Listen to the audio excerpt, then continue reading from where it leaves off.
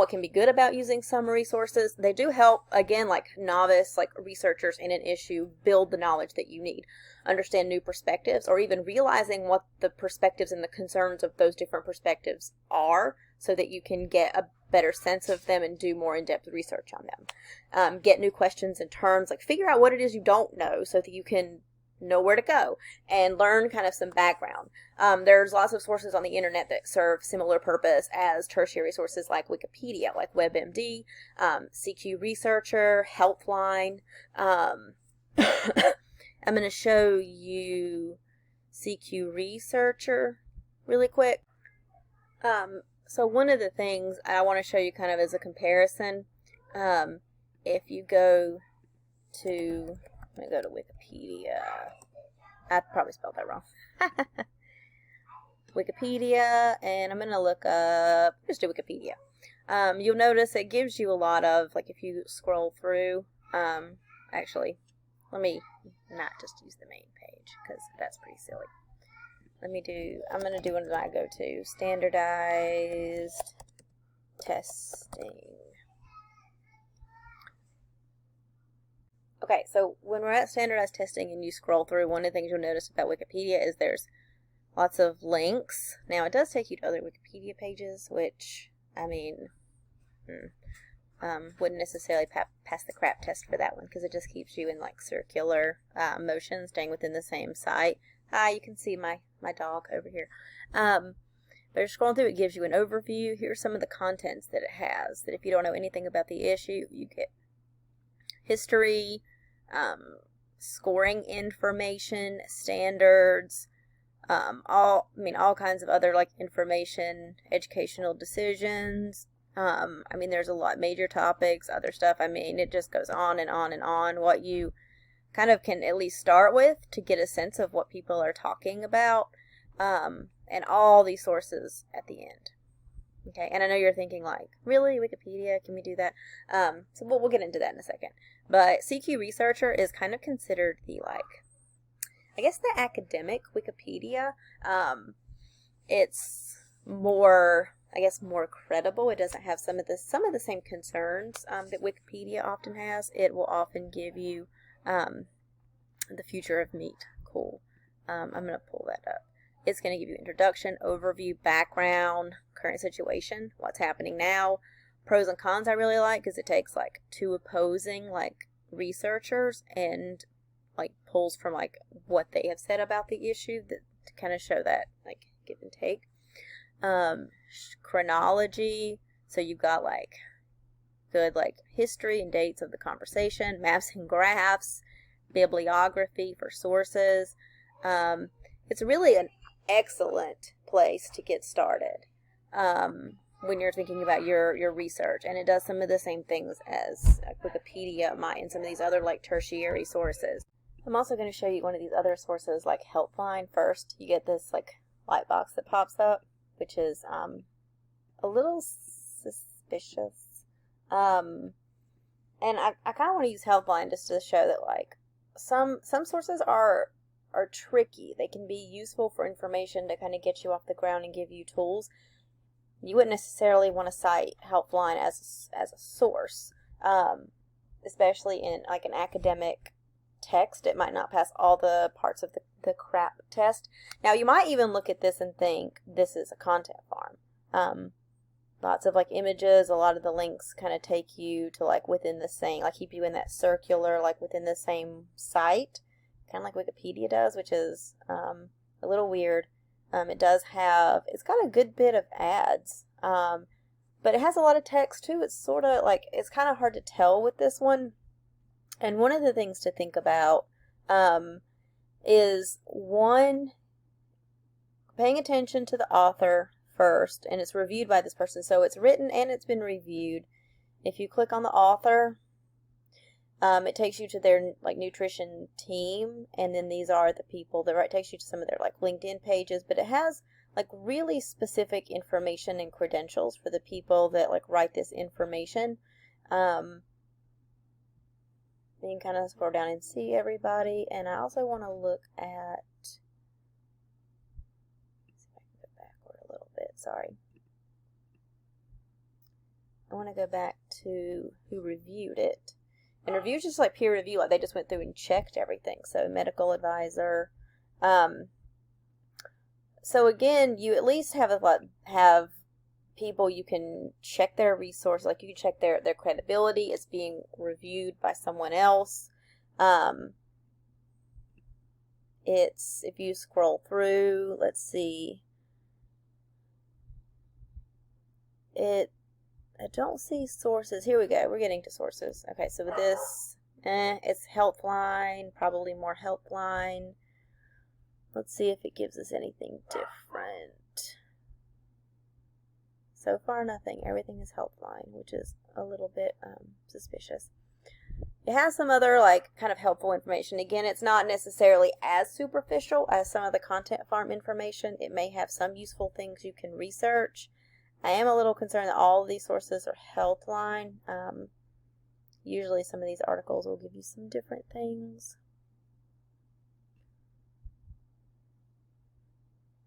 Ooh, everything is Helpline. Here we go. Here's some different things. Okay, so PubMed, so it's going to take you to probably a scholarly source for this information. And again, this information here that they're offering you, despite many personal success stories, most studies from the 1980s and 90s have failed to demonstrate the Feingold diet's effectiveness.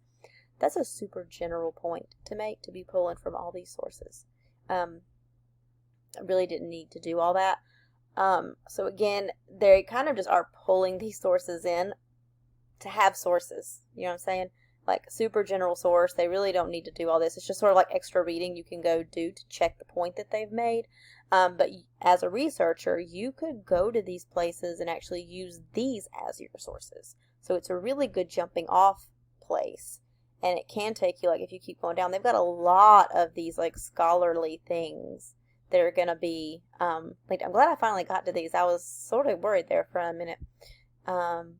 And it's going to take you to Food and Drug Administration stuff. So some good places to get started. So you can see how it's like, if you're reading it and you're thinking, like, using this to cite, you know, you might not want to do that. But it does, like, give you this overview, some helpful information here, authors you can check.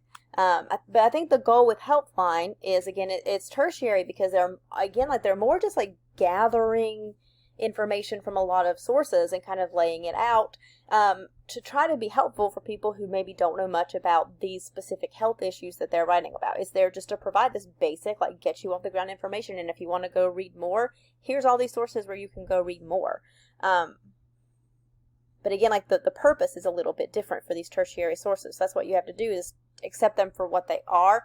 Probably not evidence, because they're so far removed from the issue and they're not really trying to contribute anything. They're trying to provide resources so you can use them for that, because that's what they do. Okay. Let me go back a little bit. Here we go. Here's where I was. So again, like, these sources teach. That's kind of their goal, so it's okay to learn from them. So a lot of times, like, we'll say, look, oh, isn't objectivity good? Like, a lot of times I'll have people who will try to use these, like, lists of facts and about pages and this kind of stuff as sources because they're objective. One of the myths about, like, objectivity and sources is it's best to cite from tertiary sources because they're completely objective. They just list facts, right? I guess the truth-ish is that there are way too many things that we can misconstrue as fact. Just because it lists it as a statistic doesn't mean that that statistic is accurate.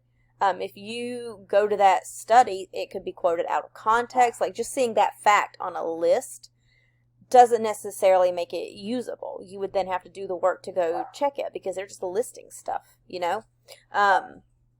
So for instance, like, dates can be fact, while information like study results and percentages, that can be debatable and different things can show different stuff. Even lists of facts, I guess, can be curated by someone. Like, if I'm producing an objective source, I'm still selecting what information to include and not to include. So even in a source that looks completely biased because it just lists the facts, can still be produced from a biased place by what that person, the author or the compiler, like, preferences, what information they want to include in it. You also have to think about if they've compiled stuff from all these different places, how in the world are you going to fact check that list? Which you would have to do to make sure it's all accurate and not quoted out of context, and that it's like a fair representation of information from different places. And check all the places this information is being curated from. Like, they're just piecing things together from lots of different places. And how would you fact check all of that without going absolutely insane and losing perfectly good research time and sleep?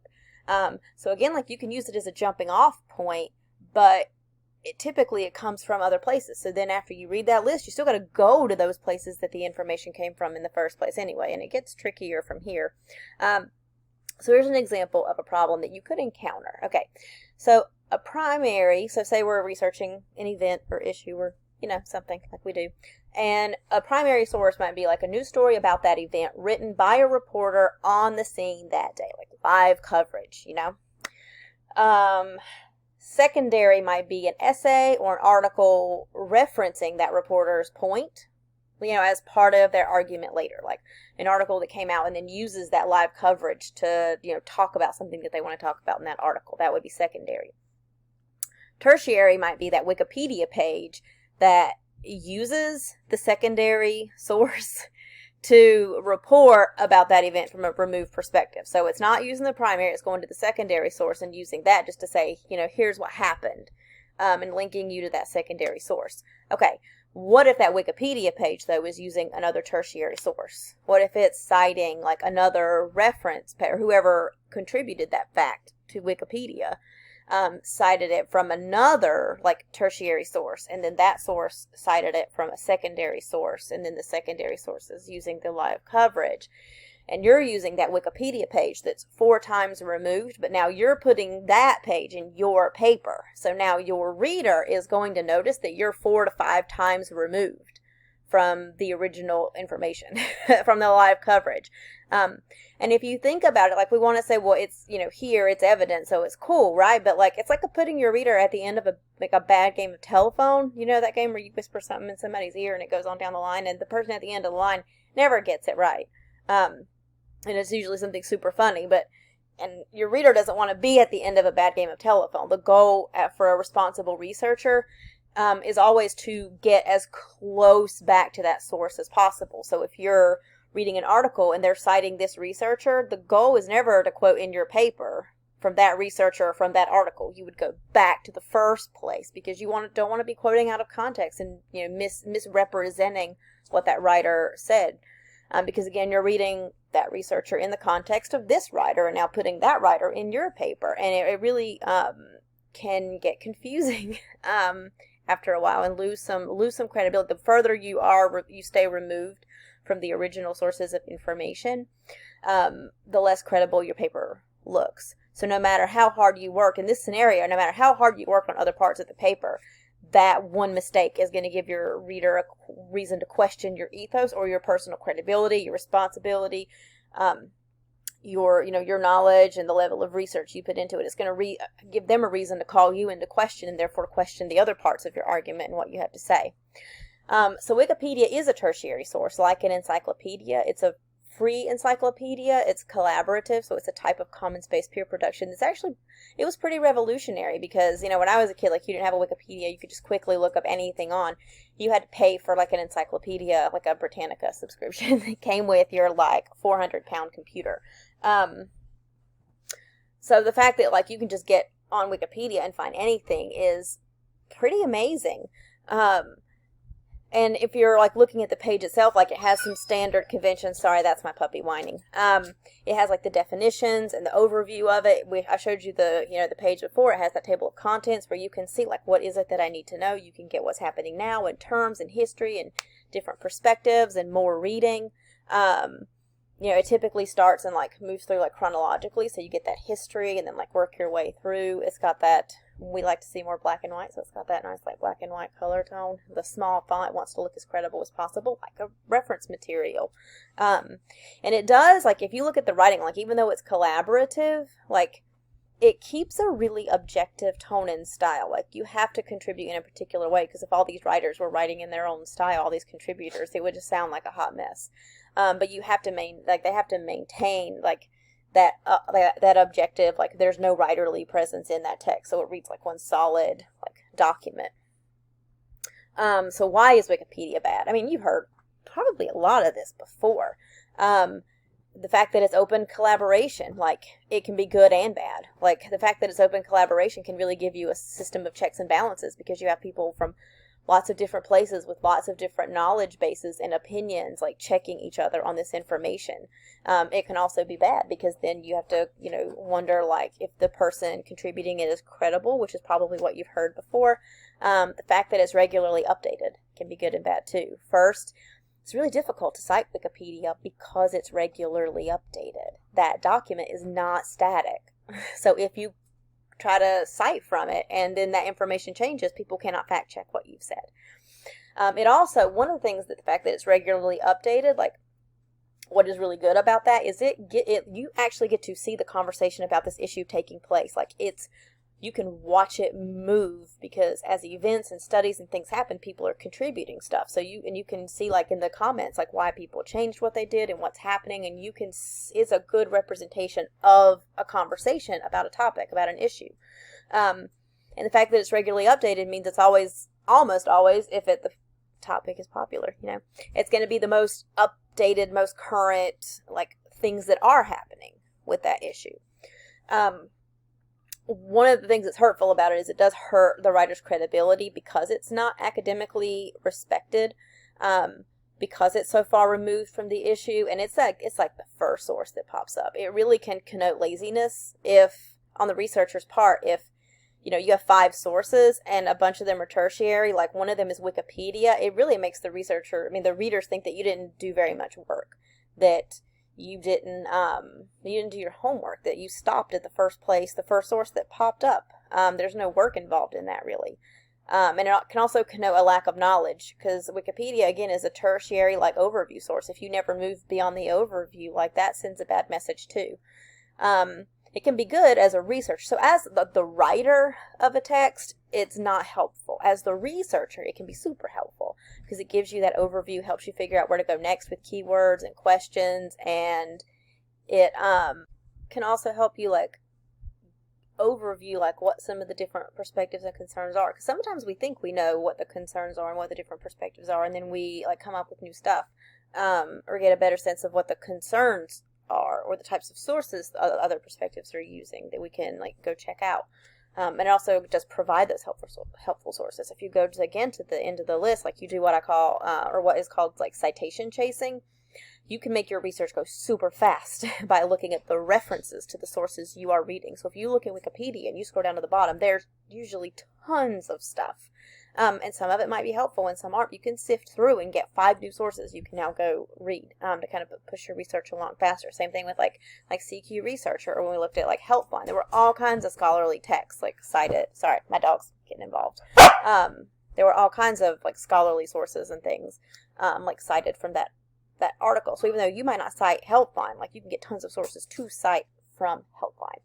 So I'm actually going to have you do an activity today using Wikipedia, because we tend to start from it anyway. I think everybody reads Wikipedia. I know some people are like, no, I don't do it. Maybe you don't, but I find that a lot of people do really start there and do, like, look up things on Wikipedia to get new information, or at least get a sense of a new issue